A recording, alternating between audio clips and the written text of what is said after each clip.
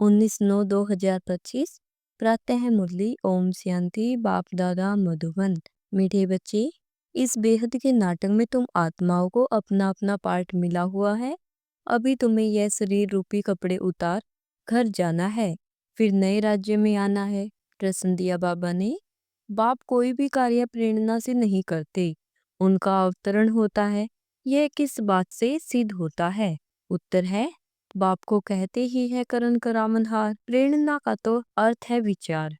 प्रेरणा से कोई नई दुनिया की स्थापना नहीं होती। बाप बच्चों से स्थापना कराते हैं। कर्मेंद्रियों बिगड़ तो कुछ भी करा नहीं सकते, इसलिए उन्हें शरीर का आधार लेना होता है। ओम शांति। रूहानी बच्चे रूहानी बाप के सामने बैठे हैं, गोया आत्माएं अपने बाप के सम्मुख बैठी हैं। आत्मा जरूर जिस्म के साथ ही बैठेगी। बाप भी जब जिस्म लेते हैं तब ही सम्मुख होते हैं। इसको ही कहा जाता है आत्मा परमात्मा अलग रहे। तुम बच्चे समझते हो, ऊंचते ऊंच बाप को ही ईश्वर प्रभु परमात्मा बिन नाम दिए हैं। परमपिता कभी लौकिक बाप को नहीं कहा जाता। सिर्फ परमपिता लिखा तो भी हर्जा नहीं है। सिर्फ परमपिता लिखा तो भी हर्जा नहीं है। परमपिता अर्थात वह सभी का पिता है एक। बच्चे जानते हैं, हम परमपिता के साथ बैठे हैं। परमपिता परमात्मा और हम आत्माएं शांति धाम के रहने वाले हैं। यहाँ पार्ट बजाने आते हैं। सतयुग से लेकर कलयुग अंत तक पार्ट बजाया है। यह हो गई नई रचना। रचता बाप ने समझाया है, तुम बच्चों ने ऐसे पार्ट बजाया है। आगे यह नहीं जानते थे कि हमने 84 जन्मों का चक्कर लगाया है। अभी तुम बच्चों से ही बाप बात करते हैं। जिन्होंने 84 का जन्म लगाया है, सब तो 84 जन्म नहीं ले सकते हैं। यह समझाना है कि 84 का चक्कर कैसे फिरता है। बाकी लाखों वर्ष की तो बात ही नहीं। बच्चे जानते हैं कि हम हर 5000 वर्ष बाद पार्ट बजाने आते हैं। हम पार्टधारी हैं। ऊंचते ऊंच भगवान का भी विचित्र पार्ट है। भरमा और विचित्र पार्ट नहीं कहेंगे, दोनों ही 84 का चक्कर लगाते हैं। बाकी शंकर का पार्ट इस दुनिया में तो है नहीं। त्रिमूर्ति में दिखाते हैं, स्थापना विनाश पालना। चित्रों पर समझाना होता है, चित्र जो दिखाते हैं उस पर समझाना है। संगम युग पर पुरानी दुनिया का विनाश तो होना ही है। प्रेरक अक्सर भी रॉन्ग है। जैसे कोई कहते हैं, आज हमको बाहर जाने की प्रेरणा नहीं है। प्रेरणा यानी विचार। प्रेरणा का कोई और अर्थ नहीं है। परमात्मा कोई प्रेरणा से काम नहीं करता, न प्रेरणा से ज्ञान मिल सकता है। बाप आते हैं इन कर्मेंद्रियों द्वारा पार्ट बजाने। करण करावनहार है ना, कराएंगे बच्चों से। शरीर बिगड़ तो कर न सके। इन बातों को कोई भी जानते नहीं, न ईश्वर बाप को ही जानते हैं। ऋषि मुनि आदि कहते थे, हम ईश्वर को नहीं जानते, न आत्मा को, न परमात्मा बाप को। कोई में ज्ञान नहीं है। बाप है ही मुख्य क्रिएटर, डायरेक्टर। डायरेक्शन भी देते हैं, श्रीमत देते हैं। मनुष्यों की बुद्धि में तो सर्वव्यापी का ज्ञान है। तुम समझते हो बाबा हमारा बाबा है। वो लोग सर्वव्यापी कह देते हैं तो बाप समझ ही नहीं सकते। तुम जानते हो यह बेहद के बाप की फैमिली है। सर्वव्यापी कहने से फैमिली की खुशबू नहीं आती। उनको कहा जाता है निराकारी शिव बाबा, निराकारी आत्माओं का बाबा। शरीर है तब आत्मा बोलती है कि बाबा। बिगर शरीर तो आत्मा बोल न सके। भक्ति मार्ग में बुलाते आए हैं, समझते हैं वह बाबा दुख हरता सुख करता है। सुख मिलता है सुख धाम में, शांति मिलती है शांति धाम में। यह है ही दुख। यह ज्ञान तुमको मिलता है संगम पर। पुराने और नए के बीच बाप आते ही हैं तब जब नई दुनिया की स्थापना और पुरानी दुनिया का विनाश होना है। पहले हमेशा कहना चाहिए नई दुनिया की स्थापना, पहले पुरानी दुनिया का विनाश कहना रॉन्ग हो जाता है। अभी तुमको बेहद के नाटक की नॉलेज मिलती है। जैसे उस नाटक में एक्टर्स आते हैं तो घर से साधारण कपड़े पहनकर आते, फिर नाटक में आकर कपड़े बदलते हैं। फिर नाटक पूरा हुआ तो वह कपड़े उतार कर घर जाते हैं। यहाँ तुम आत्माओं को घर से अशरीरी आना होता है। यहाँ आकर यह शरीर रूपी कपड़े पहनते हो। हर एक को अपना अपना पार्ट मिला हुआ है। यह है बेहद का नाटक।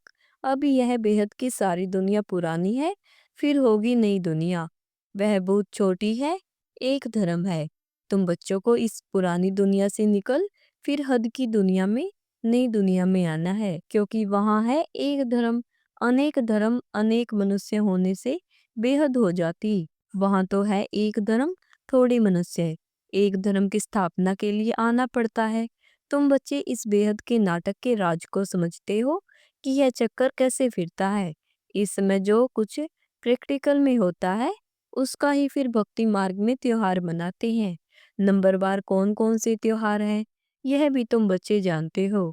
ऊंचते ऊंच भगवान शिव बाबा की जयंती कहेंगे। वह सब आए तब फिर और त्योहार बने। शिव बाबा पहले पहले आकर गीता सुनाते हैं, अर्थात आदि मध्य अंत का ज्ञान सुनाते हैं। योग भी सिखाते हैं, साथ साथ तुमको पढ़ाते भी हैं। तो पहले पहले बाप आया, शिव जयंती हुई, फिर कहेंगे गीता जयंती। आत्माओं को ज्ञान सुनाते हैं तो गीता जयंती हो गई। तुम बच्चे विचार कर त्योहारों को नंबरवार लिखो। इन बातों को समझेंगे भी अपने धर्म के। हर एक को अपना धर्म प्यारा लगता है, दूसरे धर्म वालों की बात ही नहीं। बल्कि किसी को दूसरा धर्म प्यारा हो भी, परंतु उसमें आ न सके। स्वर्ग में और धर्म वाले थोड़े ही आ सकते हैं। झाड़ में बिल्कुल साफ है। जो धर्म जिस समय आते हैं फिर उस समय आएंगे। पहले बाप आते हैं, फिर आकर राजयोग सिखलाते हैं। तो कहेंगे शिव जयंती, सो फिर गीता जयंती, फिर नारायण जयंती। वह तो हो जाता सतयुग, वो भी लिखना पड़े नंबरवार। यह ज्ञान की बातें हैं। शिव जयंती कब हुई वह भी पता नहीं है। ज्ञान सुनाया, जिसको गीता कहा जाता है। फिर विनाश भी होता है। जगदम्बा आदि की जयंती का कोई हॉलीडे नहीं है। मनुष्य किसी की भी तिथि तारीख आदि को बिल्कुल नहीं जानते हैं। लक्ष्मी नारायण राम सीता के राज्य को ही नहीं जानते। 2500 वर्ष में जो आए हैं उनको जानते हैं, परंतु उनसे पहले जो आदि सनातन देवी देवता थे उनको कितना समय हुआ कुछ नहीं जानते। 5000 वर्ष से बड़ा कल्प तो हो न सके। आधा तरफ तो ढेर संख्या आ गई, बाकी आधा में इनका राज्य। फिर जास्ती वर्षों का कल्प हो कैसे सकता। 84 लाख जन्म भी नहीं हो सकते। वो लोग समझते हैं कलयुग की आयु लाखों वर्ष है। मनुष्यों को अंधियारे में डाल दिया है। कहाँ सारा ड्रामा 5000 वर्ष का, कहाँ सिर्फ कलयुग के लिए कहते हैं कि अभी 40,000 वर्ष शेष हैं। जब लड़ाई लगती है तो समझते हैं भगवान को आना चाहिए, लेकिन भगवान को तो आना चाहिए संगम पर। महाभारत लड़ाई तो लगती ही है संगम पर। बाप कहते हैं मैं भी कलप कलप संगम युग पर आता हूँ। बाप आएंगे नई दुनिया की स्थापना, पुरानी दुनिया का विनाश कराने। नई दुनिया की स्थापना होगी तो पुरानी दुनिया का विनाश जरूर होगा। इसके लिए यह लड़ाई है। इसमें शंकर के प्रेरणा आदि की तो कोई बात ही नहीं। अंडरस्टूड, पुरानी दुनिया खलास हो जाएगी। मकान आदि तो अर्थक्वेक में सब खलास हो जाएंगे, क्योंकि नई दुनिया चाहिए। नई दुनिया थी जरूर। दिल्ली परिस्थान थी, जमुना का कंठा था, लक्ष्मी नारायण का राज्य था। चित्र भी है। लक्ष्मी नारायण को स्वर्ग का ही कहेंगे। तुम बच्चों ने साक्षात्कार भी किया है कि कैसे स्वयंवर होता है। ये सब पॉइंट्स बाबा रिवाइज कराते हैं। अच्छा, पॉइंट्स याद नहीं पड़ती है तो बाबा को याद करो। बाप भूल जाता है तो टीचर को याद करो। टीचर जो सिखलाते हैं वह भी जरूर याद आएगा ना। टीचर भी याद रहेगा, नॉलेज भी याद रहेगी। उद्देश्य भी बुद्धि में है, याद रखना ही पड़े, क्योंकि तुम्हारी स्टूडेंट लाइफ है ना। यह भी जानते हो जो हमको पढ़ाते हैं वह हमारा बाप भी है। लौकिक बाप कोई गुम नहीं हो जाता है। लौकिक, पारलौकिक और फिर यह है अलौकिक। इनको कोई याद नहीं करते। लौकिक बाप से तो वर्षा मिलता है, अंत तक याद रहती है। शरीर छोड़ा फिर दूसरा बाप मिलता है। जन्म बाई जन्म लौकिक बाप मिलते हैं। पारलौकिक बाप को भी दुख व सुख में याद करते हैं। बच्चा मिला तो कहेंगे ईश्वर ने बच्चा दिया, बाकी प्रजापिता ब्रह्मा को क्यों याद करेंगे। इनसे कुछ मिलता थोड़े ही है। इनको अलौकिक कहा जाता है। तुम जानते हो हम ब्रह्मा द्वारा शिव बाबा से वर्षा ले रहे हैं।